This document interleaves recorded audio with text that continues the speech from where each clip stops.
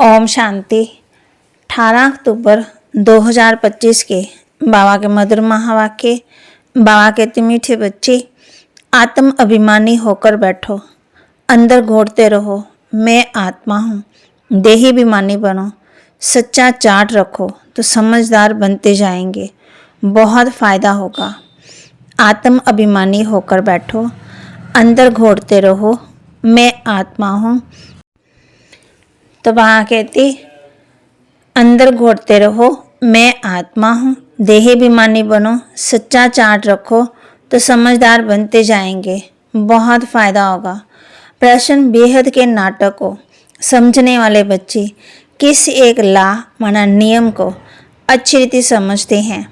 बेहद के नाटक को समझने वाले बच्चे किस एक नियम को अच्छी रीति समझते हैं? उत्तर, ये अविनाशी नाटक है। इसमें हर एक पाठधारी को पाठ बजाने अपने समय पर आना ही है। कोई कहे कि हम सदा शांति धाम में ही बैठ जाएं, तो ये ला नहीं है, उसे तो पाठधारी ही नहीं कहेंगे। ये बेहद की बातें बेहद का बाप ही तुम्हें सुनाते हैं। ओम शांति। अपने को आत्मा समझकर बैठो, देह अभिमान छोड़कर बैठो। बेहद का बाप बच्चों को समझा रहे हैं।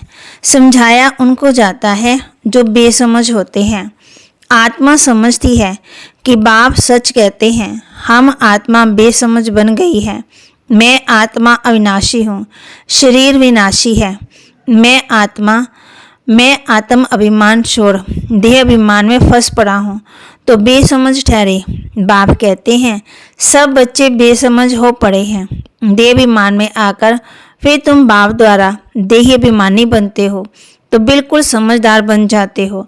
कोई तो बन गए, कोई पुरुषार्थ करते रहते हैं। आधा कल्प लगा है बेसमझ बनने में। इस अंतिम जन्म में फिर समझदार बनना है। आधा कल्प से बेसमझ होते होते 100% बेसमझ बन जाते हैं। देह अभिमान में आकर ड्रामा प्लान अनुसार तुम गिरते ही आए हो। अभी तुमको समझ मिली है, फिर भी पुरुषार्थ बहुत करना है, क्योंकि बच्चों में दैवी गुण भी चाहिए। बच्चे जानते हैं हम सर्वगुण संपन्न 16 कला संपूर्ण थे, फिर इस समय निर्गुण बन पड़े, कोई भी गुण नहीं रहा। तुम बच्चों में भी नंबरवार पुरुषार्थ अनुसार इस खेल को समझते हो। समझते समझते भी कितने वर्ष हो गए, फिर भी जो नए हैं वे अच्छे समझदार बनते जाते हैं। औरों को भी बनाने का पुरुषार्थ करते हैं। कोई ने तो बिल्कुल नहीं समझा, बेसमझ के बेसमझ ही है। बाप आए ही हैं समझदार बनाने। बच्चे समझते हैं माया के कारण हम बेसमझ बने हैं। हम पूज्य थे तो समझदार थे, फिर हम ही पुजारी बन बेसमझ बन पड़े हैं। आदि सनातन देवी देवता धर्म लोप हो गया है। इनका दुनिया में किसी को पता ही नहीं है। ये लक्ष्मी नारायण कितने समझदार थे, राज्य करते थे। बाप कहते हैं तत्वम, तुम भी ऐसे बनो, तुम भी अपने लिए ऐसे समझो। ये बहुत बहुत समझने की बातें हैं, सिवाय बाप के कोई समझा ना सके। अभी महसूस होता है बाप ही ऊंच से ऊंच समझदार से समझदार होगा। एक तो ज्ञान का सागर भी है, सर्व की सदगति दाता भी है, पतित पावन भी है, एक की ही महिमा है। इतना ऊंच से ऊंच बाप आकर के बच्चे बच्चे गए, कैसी अच्छी सर्विस करते, रीति समझाते। बच्चे अब पावन बनना है, उसके लिए बाप एक ही दवाई देते हैं। कहते हैं योग से तुम भविष्य 21 जन्म निरोगी बन जाएंगे।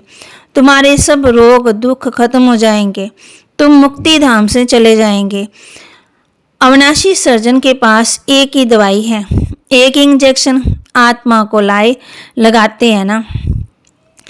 एक इंजेक्शन आत्मा को लगाते हैं। ऐसे नहीं कि कोई मनुष्य बैरिस्टर भी करेंगे, इंजीनियर भी करेंगे, नहीं। हर एक आदमी अपने धंधे में ही लग जाते हैं। बाप को कहते हैं आकर पति से पावन बनाओ, क्योंकि पतित पने में दुख है। शांति धाम में पावन दुनिया नहीं कहेंगे, स्वर्ग को ही पावन दुनिया कहेंगे। ये भी समझाया है। मनुष्य शांति और सुख चाहते हैं। सच्ची सच्ची शांति तो वहाँ है जहाँ शरीर नहीं है, उसको कहा ही जाता है शांति धाम। बहुत कहते हैं शांति धाम में रहें, परंतु लाए नहीं, वह तो पाठधारी हुआ नहीं। बच्चे नाटक को समझ गए हैं। जब एक्टर्स का पाठ पूरा होगा तब बाहर स्टेज पर आकर पाठ बजाएंगे। ये बेहद की बातें बेहद का बाप ही समझाते हैं।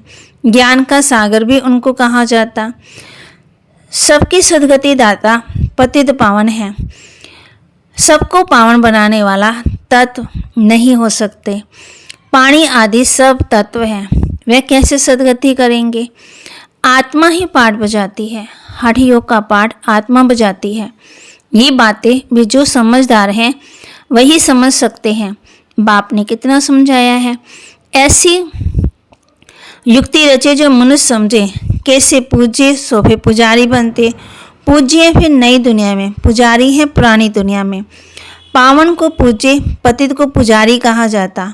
यहाँ तो सब पतित हैं क्योंकि विकार से पैदा होते।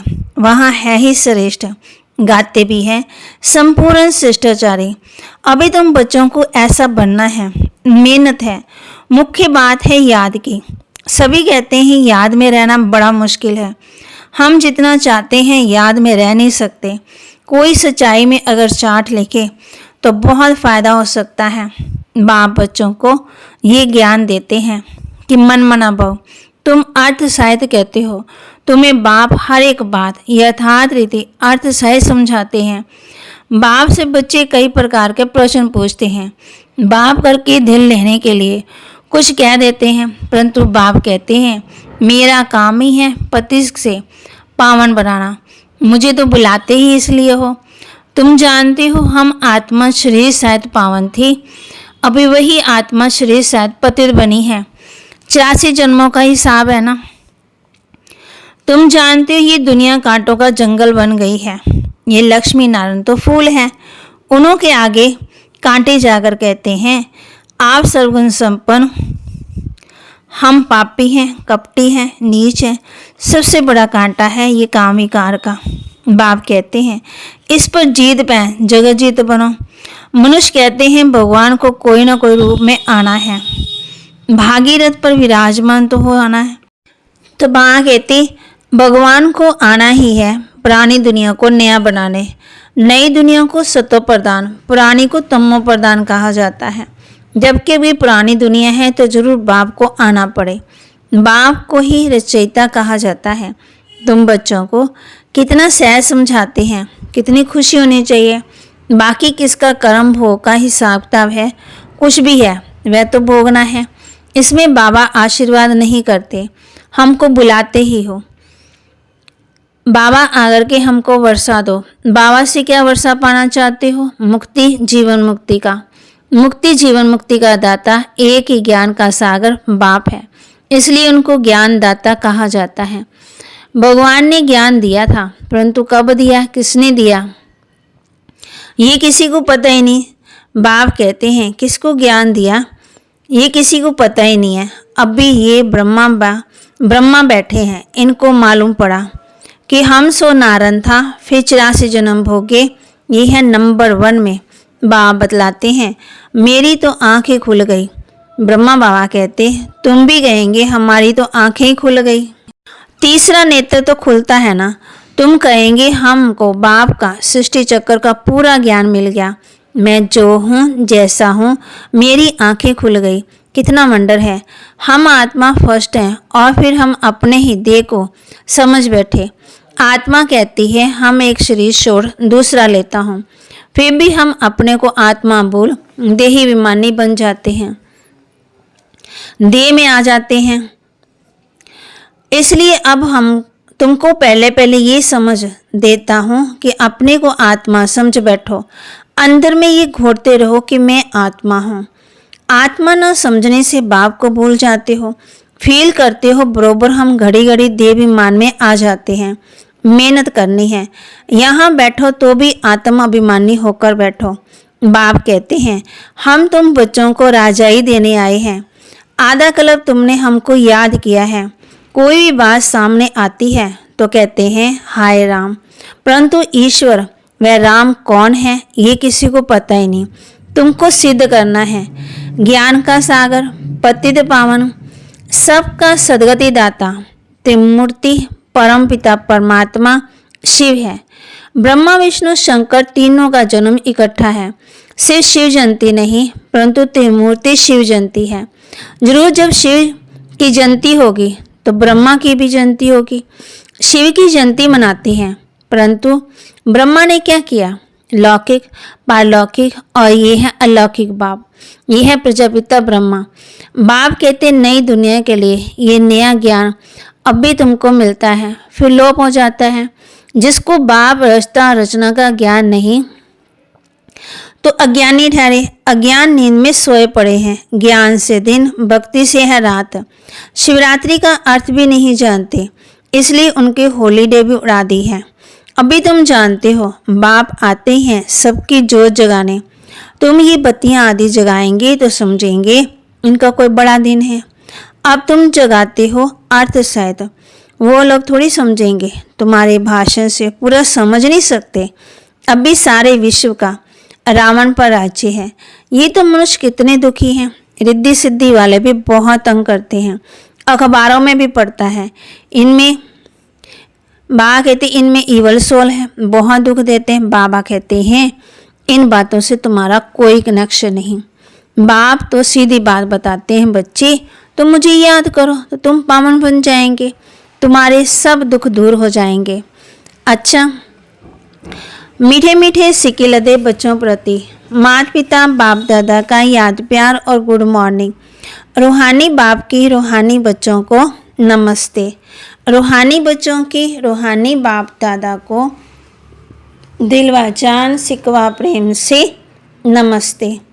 धारणा के लिए मुख्य सार, यथार्थ रीति बाप को याद करने का, आत्माभिमानी बनने की मेहनत करनी है।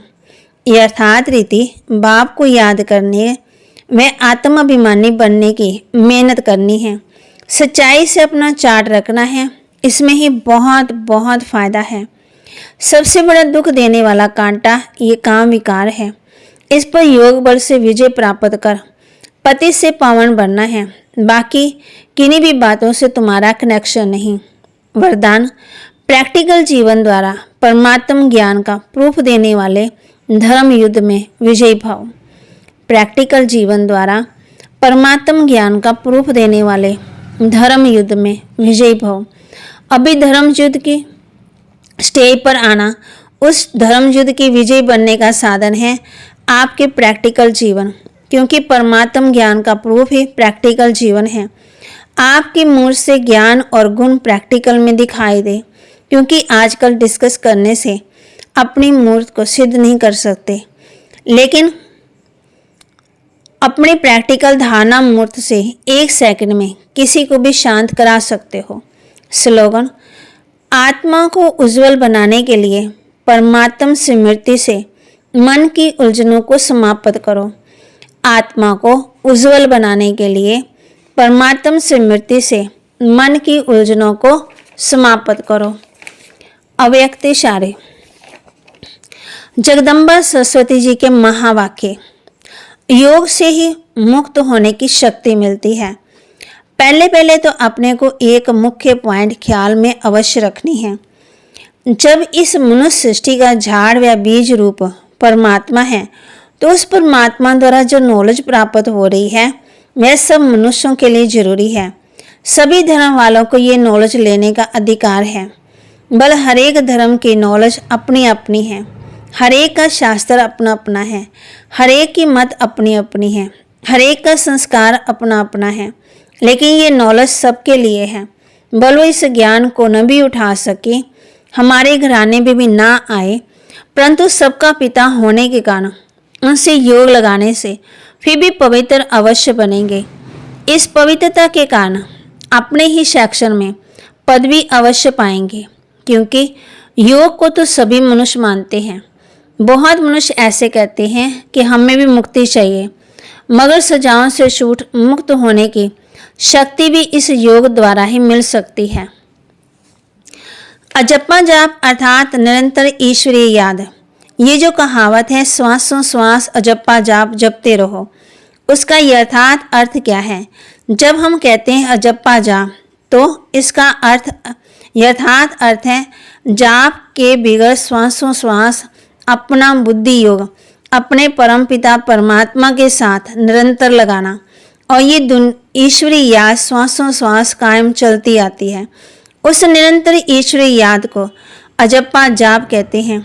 बाकी कोई मुख से जप जपना, जाप जपना अर्थात राम राम कहना, अंदर में कोई मंत्र उच्चारण करना, ये तो निरंतर चल नहीं सकता। वो लोग समझते हैं हम मुख से मंत्र उच्चारण नहीं करते, लेकिन दिल में उच्चारण करना है, ये है अजप्पा जाप। परंतु ये तो सहज एक विचार की बात है, जहाँ अपना शब्द ही जप्पा जाप है, जिसको जपने की भी जरूरत नहीं। आंतरिक बैठ कोई मूर्ति का ध्यान भी नहीं करना, ना कोई सिमरन करना, क्योंकि वो भी निरंतर खाते पीते रह नहीं सकेंगे। लेकिन हम जो ईश्वरी याद करते हैं वही निरंतर चल सकती है, क्योंकि ये बहुत सहज है। जैसे समझो बच्चा है, अपने बाप को याद करता है तो उसी समय बाप का फोटो सामने नहीं लाना पड़ता, लेकिन मनसा वाचा कर्मणा बाप के सारे एक्टिविटी गुण शायद याद आता है। बस वह याद आने से बच्चे की भी एक्ट चलती है, तब ही कहते हैं सन शोज फादर करेंगे। वैसे अपने को भी और सबकी याद दिल भीतर से मिटाए, उस एक असली पारलौकिक परमपिता परमात्मा की याद में रहना, इसमें उठते बैठते खाते पीते निरंतर याद में चल सकते हैं।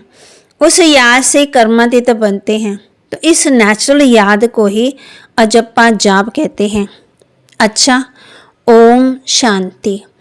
अव्यक्त इशारे स्वयं को और सबके प्रति मनसा सेवा द्वारा योग की शक्तियों का प्रयोग करो।